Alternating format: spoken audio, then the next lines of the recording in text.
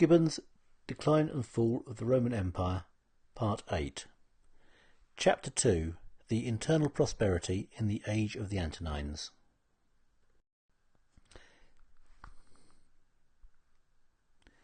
It is not alone by the rapidity or extent of conquest that we should estimate the greatness of Rome. The sovereign of the Russian deserts commands a larger portion of the globe.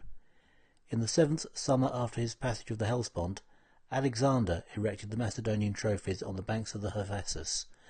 Within less than a century, the irresistible Genghis and the Mogul princes of his race spread their cruel devastations and transient empire from the Sea of China to the confines of Egypt and Germany.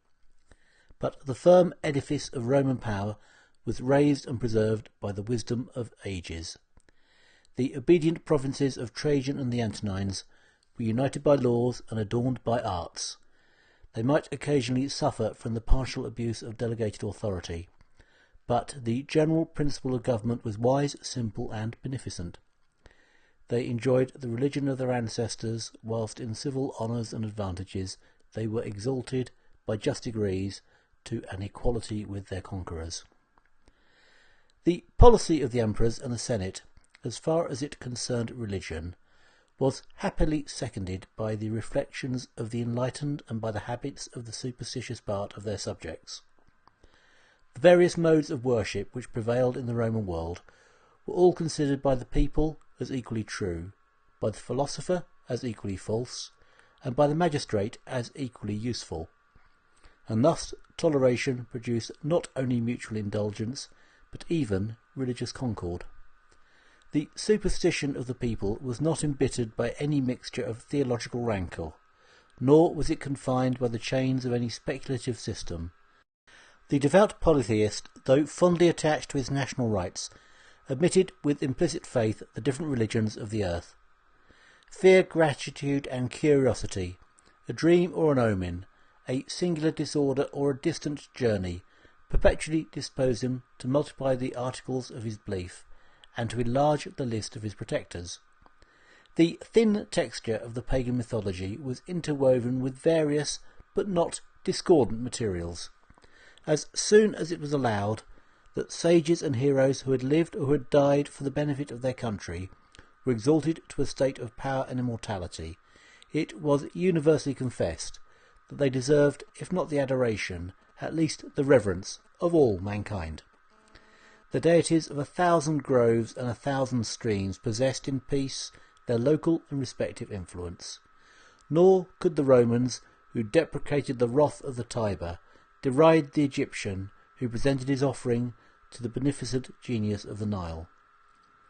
The visible powers of nature, the planets and the elements, were the same throughout the universe. The invisible governors of the moral world were inevitably cast in a similar mould of fiction and allegory. Every virtue, and even vice, acquired its divine representative, every art and profession its patron, whose attributes, in the most distant ages and countries, were uniformly derived from the character of their peculiar votaries. A republic of gods of such opposite tempers and interests required, in every system, the moderating hand of a supreme magistrate, who, by the progress of knowledge and flattery, was gradually invested with the sublime perfections of an eternal parent and an omnipotent monarch. Such was the mild spirit of antiquity, that the nations were less attentive to the difference than to the resemblance of their religious worship.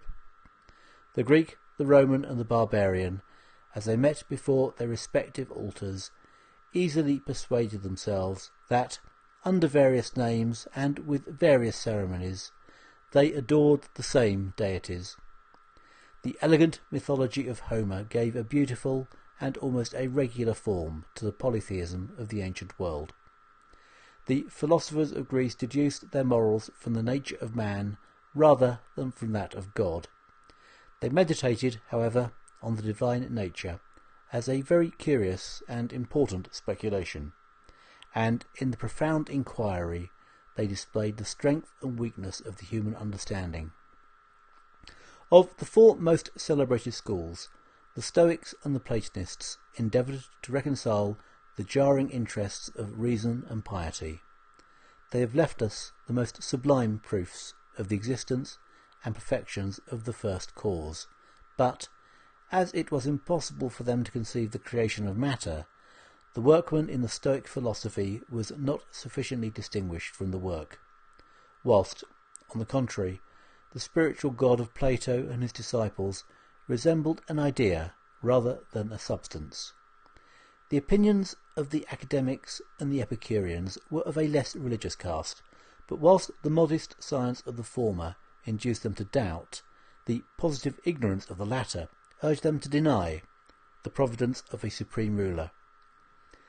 The spirit of inquiry, prompted by emulation and supported by freedom, had divided the public teachers of philosophy into a variety of contending sects, but the ingenious youth who, from every part, resorted to Athens and the other seats of learning in the Roman Empire, were alike instructed in every school to reject and to despise the religion of the multitude.